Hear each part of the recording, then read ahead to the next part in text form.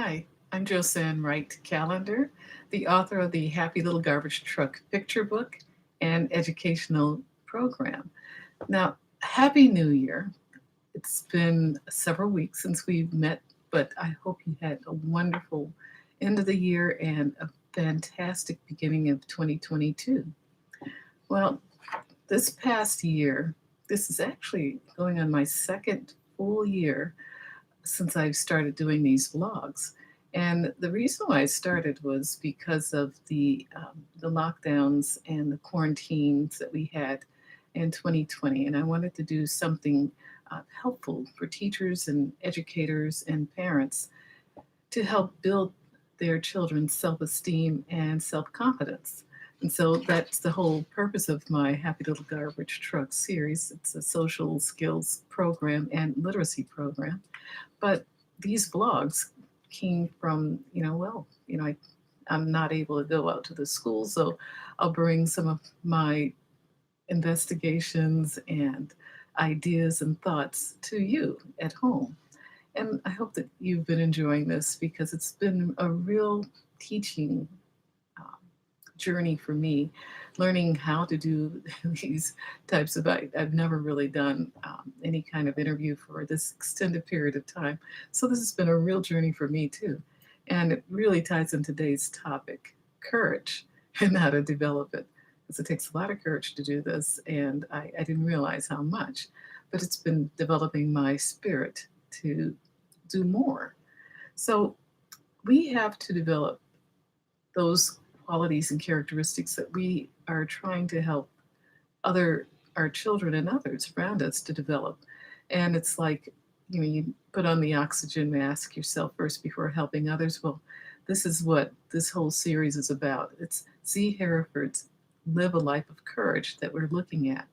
And courage, she began with 5 different points that, let's see if I have my 5 points. Here's one thing that I didn't jot down. I says, oh, I should know them by now. Well, it's been 3 weeks. Acknowledge and understand that it's not the absence of fear. It's totally not that. Most people, especially they said soldiers going into battle, know that they have this fear, but they do it anyway. They just know that it's up to them. And then muster the willingness to have courage to do so.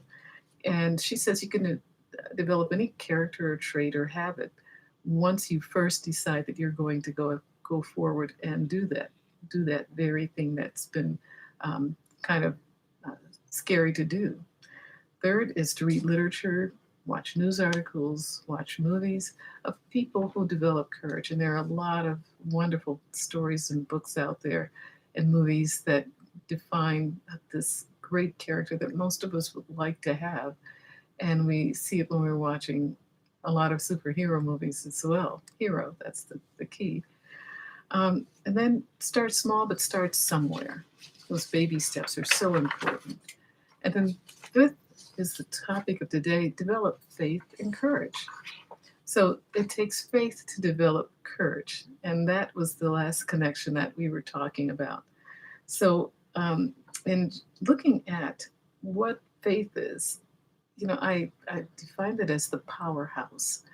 And there are different scientists looking at the new field of neurotheology that really believe that courage and faith start within our minds. So a courageous person is usually a positive person. They see something that needs to be done, someone who needs to be rescued, and they go and they do it because they know that they're it.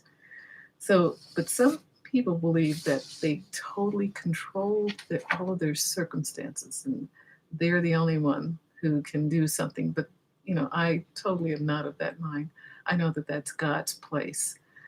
So, looking at what we can control, remember when we were looking at the interoceptive senses and how the brain can actually protect us from our surroundings if there's something threatening?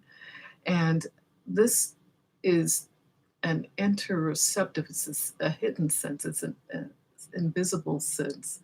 But, you have those hairs that prickle up on your neck when you feel something is dangerous. Well, that interoceptive sense can be overstimulated. until the point that we believe that most everything is a dangerous situation. And that tends to drive some into depression. But what we can control is our perception of a situation. And so we can direct our minds to see the positives or what things we can do to ameliorate a situation or make it safe. So, so that's the one thing that I noticed about faith. It's believing that good things will work out, that you can do something to make a positive contribution, to make a good result. And so while we control how we perceive things, we know that it comes from practice and repetition.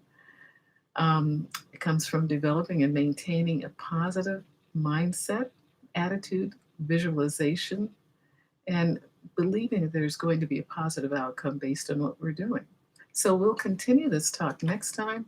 Thank you so much for subscribing. Please share, and Happy New Year.